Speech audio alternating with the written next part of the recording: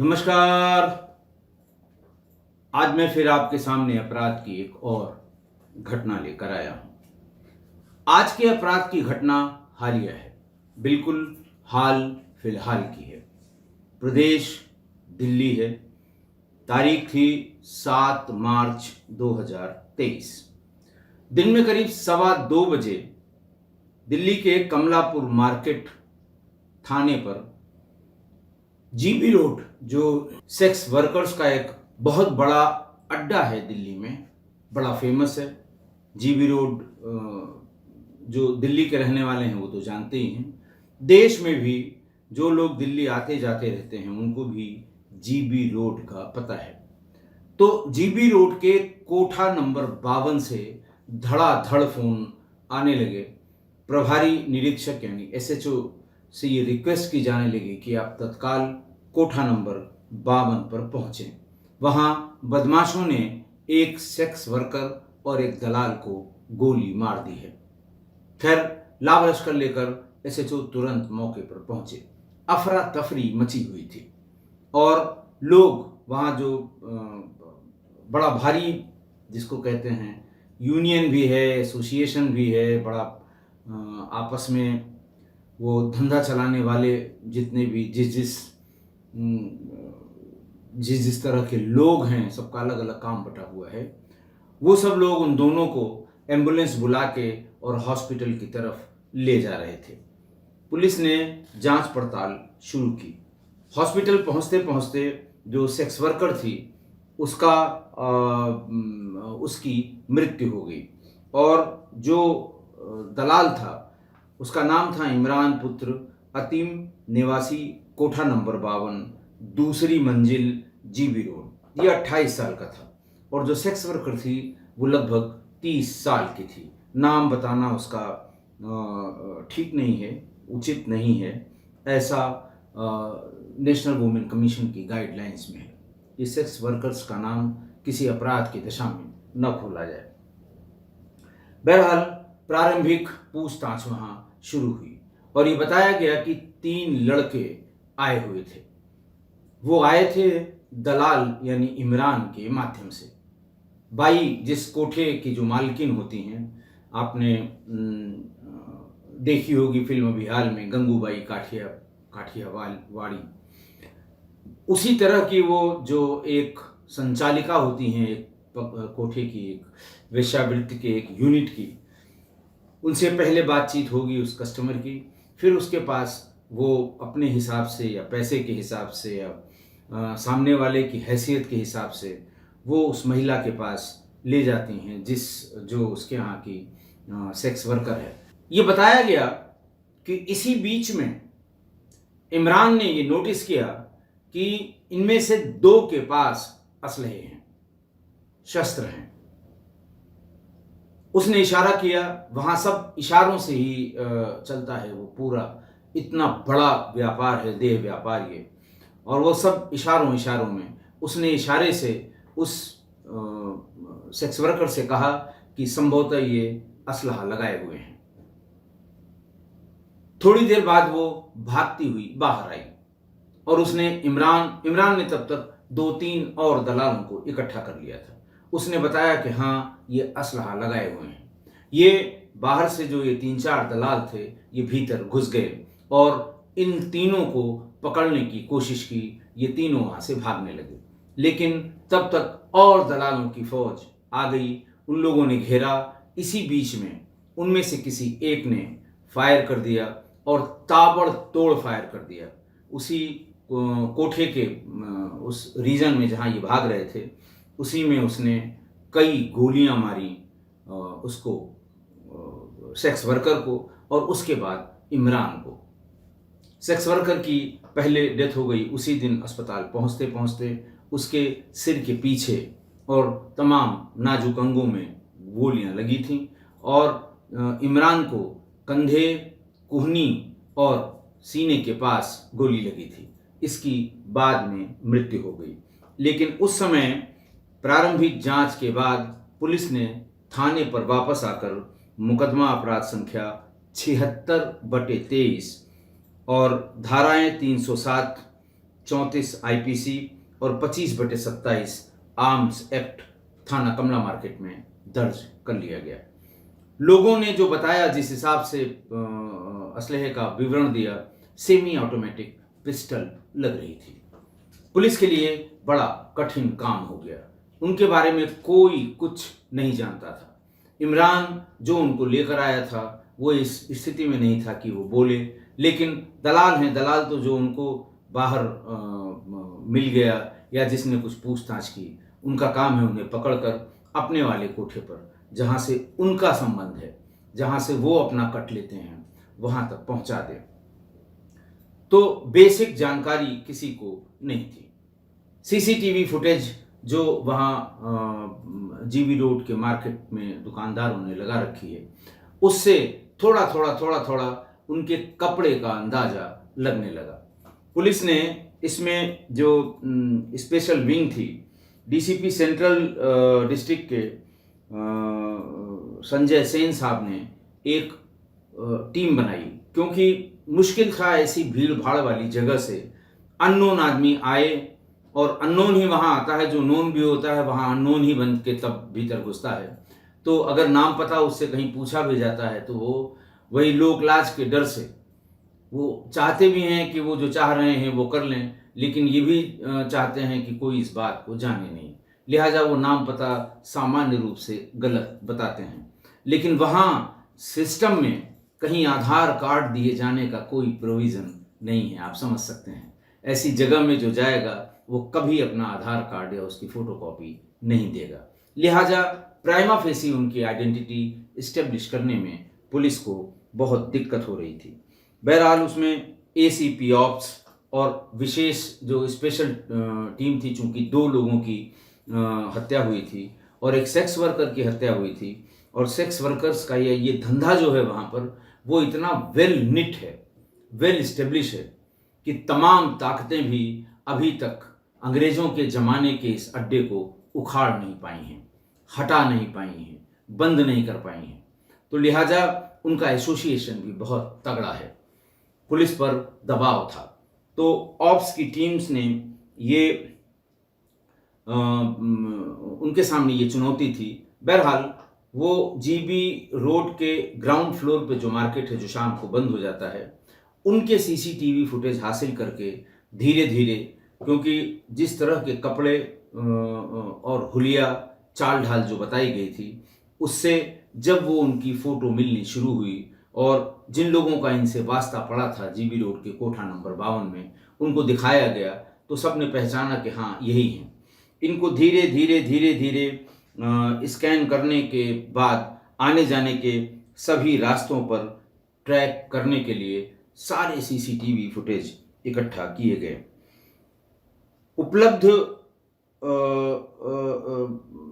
CCTV, क्योंकि कुछ zone वहाँ पर ऐसे थे जो बिल्कुल खाली जोन है जहाँ पे सीसीटीवी का अभाव है, लेकिन फाइनली टीम ने ये लोकेट किया कि रेलवे स्टेशन और बस टर्मिनलों पे सबसे अधिक सीसीटीवी वहाँ लगे हुए हैं, जिनको कोशिश करके उस हाल हुलिये के लोगों को ट्रैक करना कि आखिर किस माध्यम से ये लोग गए हैं या किस रोड से ये लोग गए हैं। पुलिस ने दूसरे तरीके भी अपनाए कि जितने दलाल जीबी रोड के उस इलाके के हैं उनको इकट्ठा किया, जितने बैड करेक्टर यानी हिस्ट्री शीटर इलाके के हैं उनको इकट्ठा किया, और तस्वीरें उनको, क्योंकि स्पष्ट तस्वीरें उनको सीसीटीवी से मिल गई थी, तो दलालों से बैड करेक्टर्स जो पुलिस की रिकॉर्ड में हिस्ट्री शीटर्स या दुराचारी जिसे कहते हैं, दुराचारियों को एक एक करके ये दिखाया गया, लेकिन कोई फायदा नहीं हुआ। एक जगह सीसीटीवी फुटेज में उनमें से तीनों में से एक व्यक्ति एक मोबाइल से बात करता हुआ दिख गया। सर्विलांस की पूरी टीमें आई उस पर्टिकुलर जगह पर जहां वो मोबाइल फोन से बात करता हुआ दिख रहा था, वहां का डंप डाटा इकट्ठा किया, यानी उस इलाके से या उस क्षेत्र से सारे मोबाइल कंपनी के ऑपरेटर्स का मतलब MTNL वहाँ होगा दिल्ली में, आइडिया होगा, वोडा होगा, जियो होगा, ये सब जितने कंपनियां हैं सबको ये मेल भेजी जाती हैं कि इस लैटिट्यूड और लॉन्गिट्यूड पर इतने बज के इतने मिनट से इतने बज के इतने मिनट तक की जितनी भी कॉल आई हैं या गई हैं उनका डिटेल भेजा जाए। वो इलाका इतना व्यस्त है कि बहुत बहुत मुश्किल है। आप ये समझिए कि पहाड़ में से सुई निकालने के बराबर ये काम होगा। जो लोग भी दिल्ली को जानते हैं बहुत ही व्यस्त इलाकों में है। मैंने आपको शायद बताया नहीं इसकी लोकेशन। ये अजमेरी गेट से लाहौरी गेट के बीच की जगह है। जीबी रोड पुराने शहर का है, तो आप समझ सकते हैं कि कितनी भीड़ भाड़ वहाँ पर रही होगी। जांच के लिए उस टीम ने सभी आधुनिक उपकरण जो भी आज की तारीख में क्राइम डिटेक्शन के लिए उपलब्ध हैं उन सबको अप्लाई किया, और एक चीज़ साबित हो गई कि अल्टीमेटली ये सब new Delhi railway station NDRS के आसपास घुसे थे, यानी ये रेलवे स्टेशन की तरफ गए थे। अब रेलवे स्टेशन की भारी भीड़, आने जाने वालों के पास लगभग सबके पास मोबाइल फ़ोन, सबकी कॉल रिसीव और सबकी कॉल आउटगोइंग लगी थी। मतलब ये डाटा, आप 1 घंटे की बात करते हैं, 10 मिनट का ही डाटा कम से कम 5 GB का हो जाएगा, और जो पीरियड मांगा गया था वो 1 घंटे का मांगा गया था। लेकिन फिर भी मेहनत में कई दिन लगे, लेकिन उन्होंने संदिग्ध नंबर, क्योंकि उनके पास एग्जैक्ट टाइमिंग थी, CCTV फुटेज के कैमरे में रिकॉर्ड की गई जो टाइम प्रिंट लाइन होता है टाइम का, उससे उनके पास बिल्कुल एग्जैक्ट लोकेशन थी, टाइमिंग थी, दिन में 2:10 तो दिन में 2:10 पर डिफरेंट मोबाइल, क्योंकि ये तो पता नहीं कि वो जियो का इस्तेमाल कर रहा था कि वोडा का कि एयरटेल का, तो हर मोबाइल फ़ोन के कंपनी से उस पर्टिकुलर पीरियड में 1 मिनट प्लस माइनस, क्योंकि सबके सिस्टम में सेकेंड्स का अंतर जरूर रहता है। हर मोबाइल कंपनी के जब हम लोग CDR निकालते हैं तो जो वोडा का मिनट तो बिल्कुल वही होगा, लेकिन सेकेंड्स में अंतर होता है। बहरहाल इस अंतर को भी उस डाटा में सम्मिलित करके उस पर्टिकुलर टाइम में प्लस माइनस 1 मिनट वो इनकमिंग और आउटगोइंग कॉल देखी गई। हालांकि उनकी संख्या भी हजारों में आई। बहरहाल उसको ढूंढते ढूंढते उसमें शॉर्ट लिस्ट किया गया उस नंबर को, जिस नंबर से संभवतः वो बात कर रहे थे। तो उनमें जो 12 या 15 शॉर्ट लिस्टेड नंबर थे, उनके लिए पुलिस ने दिल्ली के बाहर तमाम जगहों पे दबिश दी उनको फिजिकली वेरीफाई करने के लिए। बहुत ही पेशेवर तरीके से और बहुत ही बारीकी से ये काम किया गया। फिर जब उनकी फ़ोटो से जिस इलाके में वो गए थे वहाँ जब पहचान कराई गई तो धीरे धीरे पहचान होने लगी।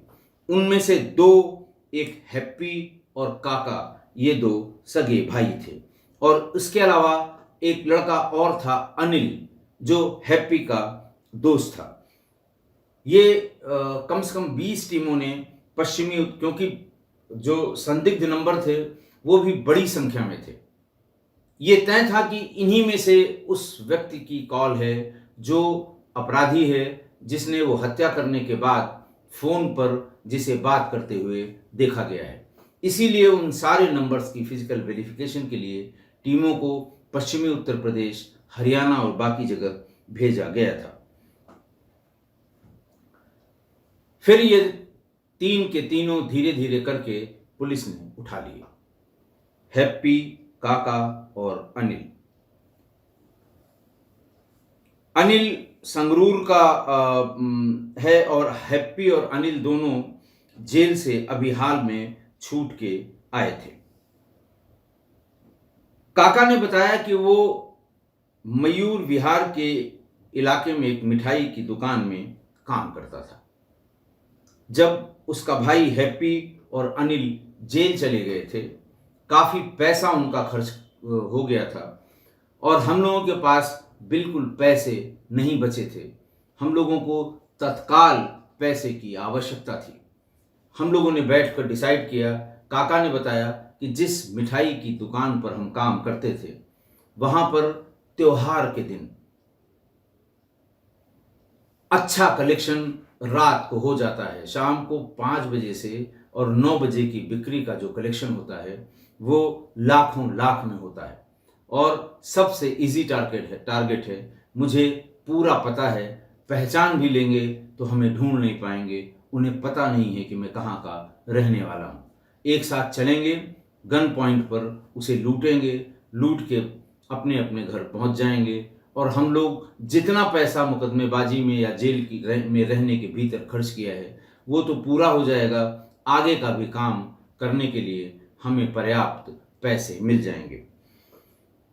तीनों ने मिलकर ये योजना बनाई और हैप्पी और काका ने बिहार से वही मुंगेर वाली पिस्टल की व्यवस्था की और 7 मार्च 23 को, ये होली के दिन के एक दिन पहले की बात है, उनको ये पता था कि होली के दिन यहाँ बहुत हैवी अमाउंट शाम तक इकट्ठा हो जाता है। रात में मालिकान इसे गिनते हैं, सवेरे इसे बैंक में ले जाने की व्यवस्था करते हैं।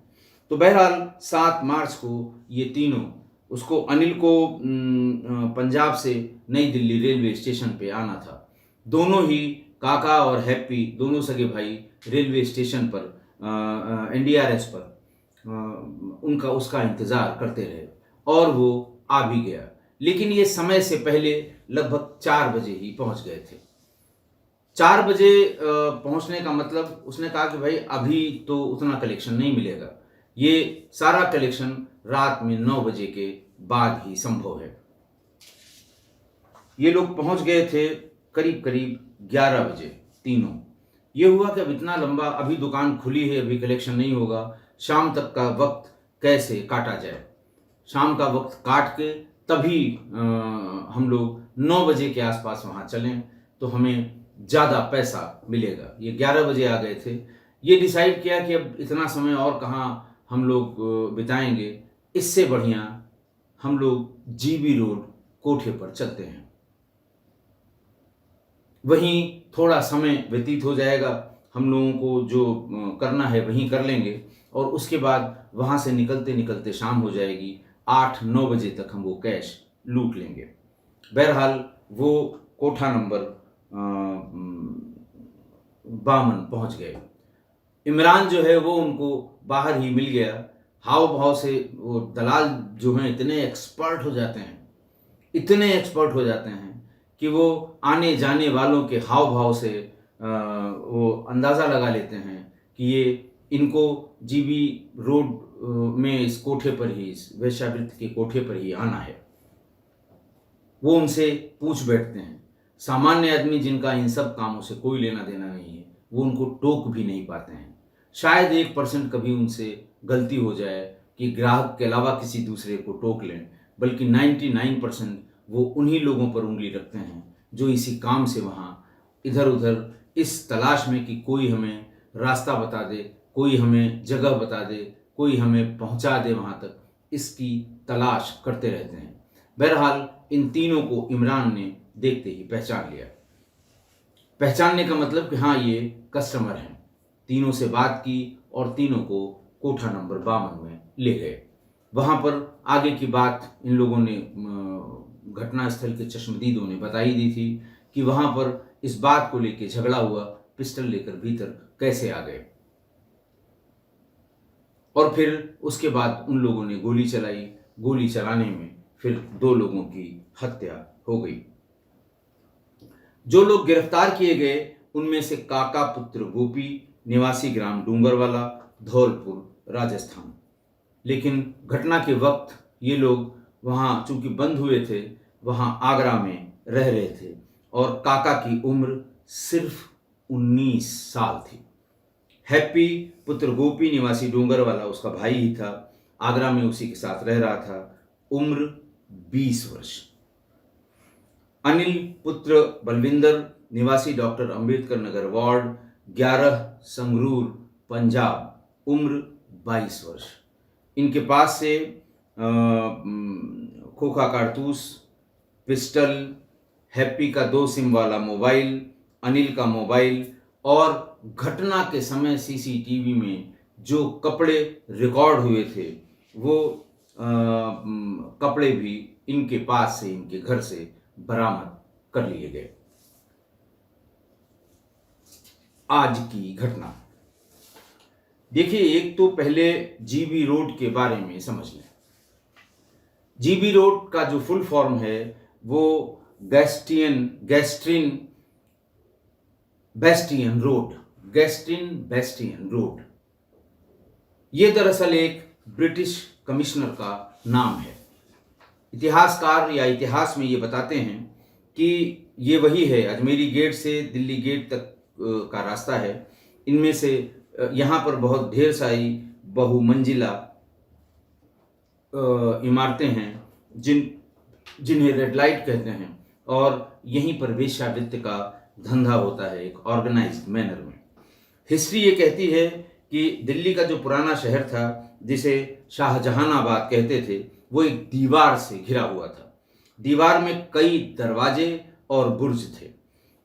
एक बुर्ज एक कोणीय संरचना है जो तोपखाने की किलेबंदी की जो पर्दे की दीवार से बाहर की ओर, किले की जो दीवार है उससे बाहर की ओर निकलते हैं। बुर्ज आप देखते हैं कि वो सामान्य जिस तल पर उसके चारदीवारी होती है उससे बाहर की तरफ उभरा हुआ गोला स्ट्रक्चर होता है, जिसमें तोप या बंदूक की नाल रखने की जगह बनी होती है। और ऐसे ही एक बुर्ज का नाम ईस्ट इंडिया कंपनी के ब्रिटिश अधिकारी के नाम पर रखा गया था। इतिहास ये कहता है कि इस पूरे शहर में, शाहजहानाबाद में, जो दीवारों से घिरा हुआ था, जिसमें अलग अलग बुर्ज बने हुए थे, उसमें 5 वेश्यालय थे। और इन 5 वेश्यालयों को ब्रिटिश कमिश्नर गार्स्टिन बेस्टियन ने एक जगह इकट्ठा कर दिया, और तब से इस जगह का नाम ही गार्स्टिन बेस्टियन रोड यानी जीबी रोड पड़ गया। अब देखिए, इस बड़ी कोशिश की गई कि लोग जीबी रोड को भूलें, यानी इसके नाम को भूलें, या जो इसकी पहचान है थोड़ा सा ये इधर उधर हो जाए, ताकि ये न पता लगे कि ये वही इलाका है जो ब्रिटिशर्स यानी मुगलों से अब तक एक ही काम के लिए मशहूर है।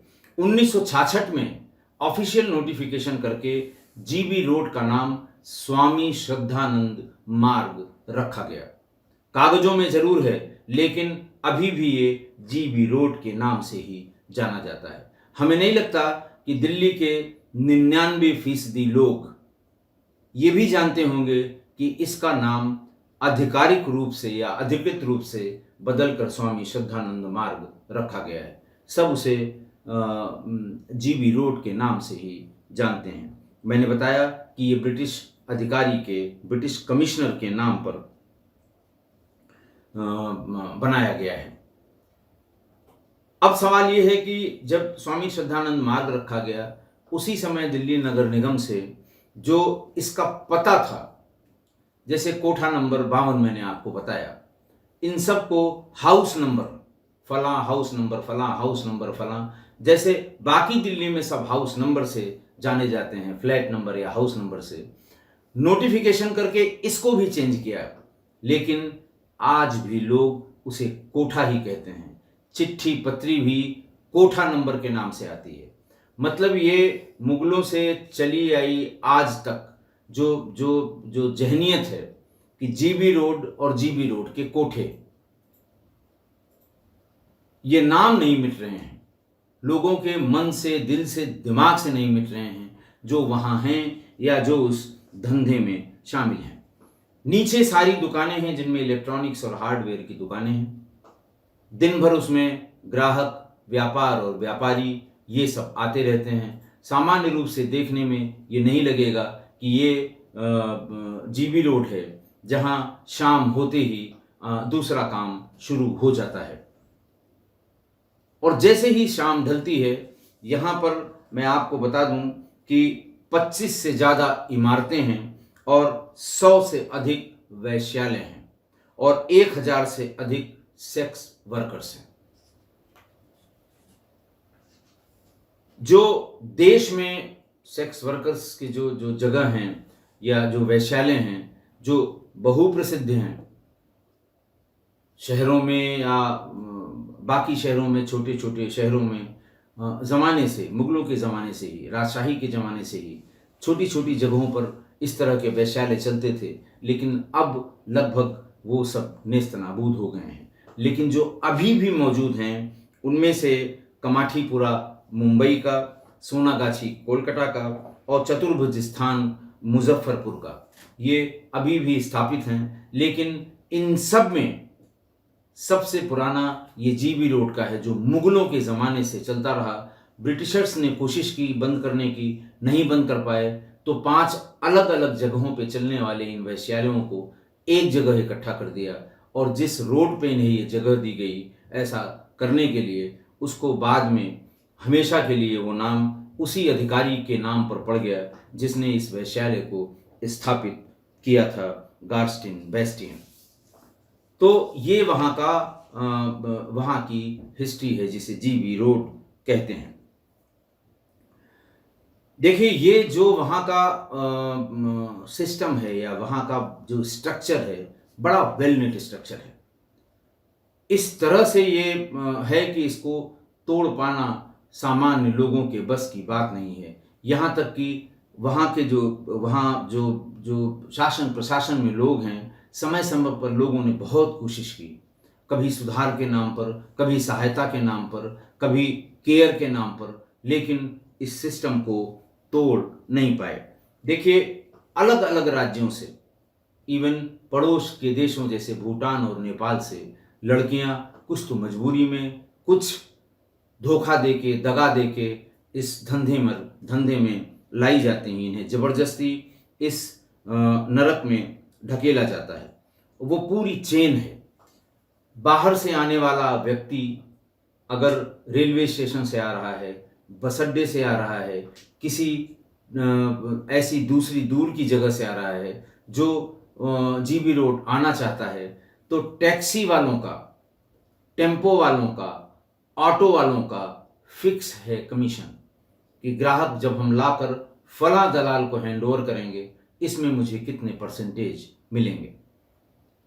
वो लोग भी, जैसे आदमी देखेगा इधर उधर ऑटो वाले से या टैक्सी वाले से पूछेगा जीबी रोड चलोगे, कोशिश ये करेगा कि जो उससे बात हो रही है वो सिर्फ वही 2 लोग सुने। मतलब इज्जत का इतना डर है, जा भी रहे हैं और बहुत परेशान है कि हमारी इज्जत का जनाजा न निकल जाए। बहरहाल वो तुरंत समझ जाता है, और चूंकि आदमी नया है, लेकिन वो ले जाके एक पर्टिकुलर कोठे के दलाल के पास उसे फ़ोन कर देगा या मिस्ड कॉल कर देगा। वो समझ जाएंगे कि एक कस्टमर लेकर ये आ रहे हैं। तो एक ये चेन वहाँ से शुरू होती है। उसके बाद वो हैंडओवर होगा दलाल के लिए। दलाल उसको लेके जाएगा उस संचालिका के लिए, बाई के लिए, जो एक पर्टिकुलर कोटे के एक समूह, लड़कियों के एक समूह की नेता होती है या उनकी लीडर होती है।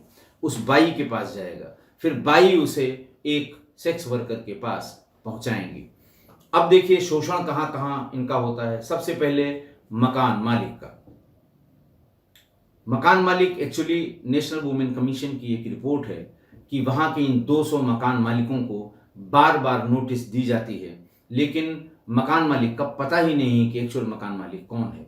ओरिजिनल जो रहे होंगे, उन्होंने बिना लिखा पढ़ी के पैसे लेके दूसरे को दिया, फिर दूसरे ने तीसरे को दिया।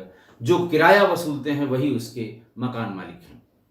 फिर उसके बाद कोठे वाली बाई का जुर्म, फिर उसके बाद दलालों का जुर्म, फिर उसके बाद पुलिस का जुर्म। ये चेन है वहाँ पर जीबी रोड पर जो धंधा होता है उन लोगों का।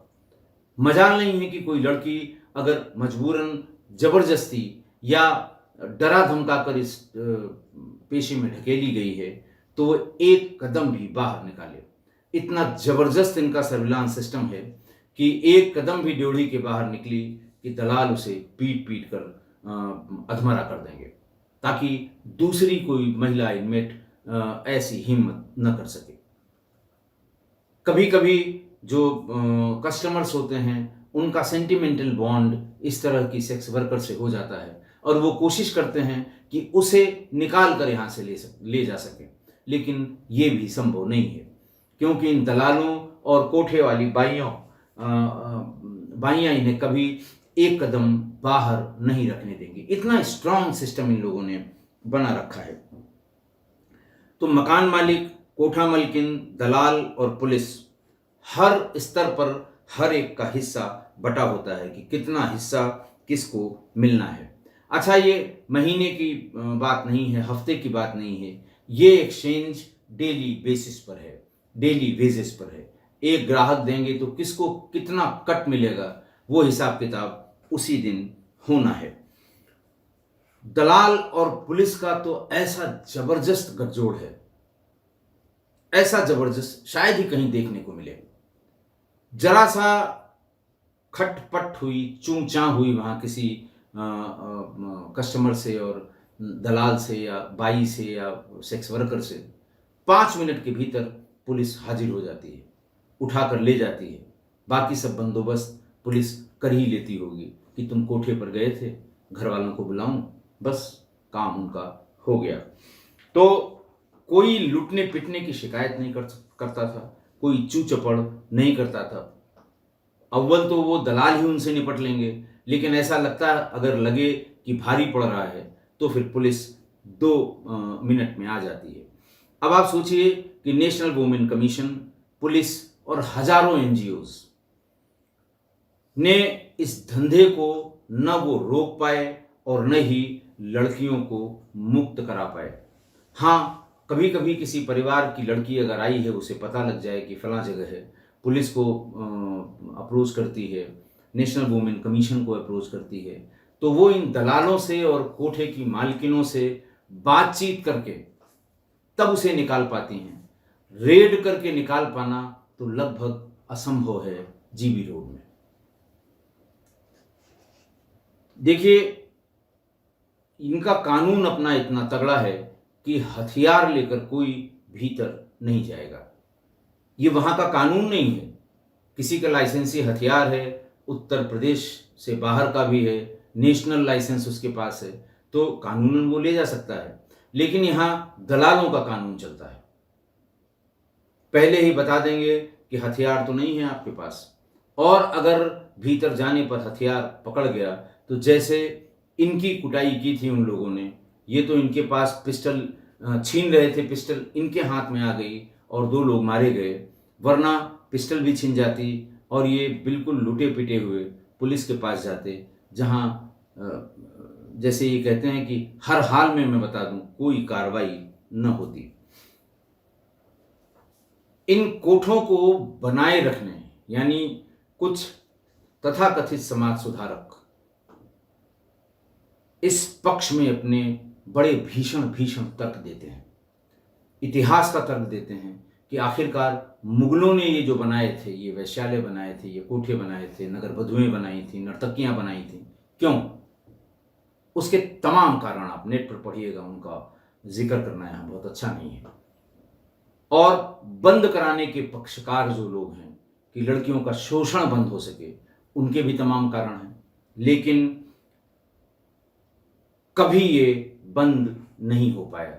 आज भी ये उसी तरह से चल रहा है जैसे आज से 500 साल पहले चलता था। मेरे विचार से ये गैर कानूनी तो है ही, अनैतिक भी है। लेकिन ये भी फैक्ट है कि हमारे जैसे हजारों लोग इस बात को जानते हैं कि अनैतिक भी है, गैर कानूनी भी है। जिनकी जिम्मेदारी है ऐसे अनैतिक और गैर कानूनी काम को रोकने की, वो भी जानते हैं। लेकिन ये भी एक फैक्ट है कि अभी भी वो बदस्तूर चल रहा है। आपके अपने क्या विचार हैं? हमारे किस्सा कोई परिवार के लोगों से भी मैं जानना चाहता हूँ। फैक्ट ये है कि ये धंधा, ये अनैतिक, ये गैर कानूनी धंधा चल रहा है, खूब डंके की चोट पे चल रहा है। ऐसी सारी यूनिट्स जो इसको रोकने के लिए जिम्मेदार हैं, वो सब भी यही हैं, लेकिन ये रुका नहीं है। आप भी बताइए, कमेंट करके बताइए कि आपके इस पर क्या विचार हैं। चलना चाहिए, बंद होना चाहिए, जबरदस्ती बंद करा देना चाहिए, कानून का पालन कराना चाहिए, लड़कियों को शोषण से मुक्ति दिलानी चाहिए, उनको रिहेबिलिटेट कराना चाहिए, तमाम चीज़ें हैं। तो हम चाहते हैं कि हमारे किस्सा गोई परिवार के लोग भी इस पर अपनी राय जरूर दें। बहुत ही क्लिष्ट, बहुत ही सेंटिमेंटल और बहुत ही जिसको वो कहते हैं कि संवेदनशील मुद्दा है ये, सामाजिक सरोकार से संबंधित मुद्दा है ये। इसलिए खूब सोच समझकर इस पर कमेंट करिएगा, लेकिन करिएगा जरूर। आज के लिए इतना ही। बहुत बहुत धन्यवाद।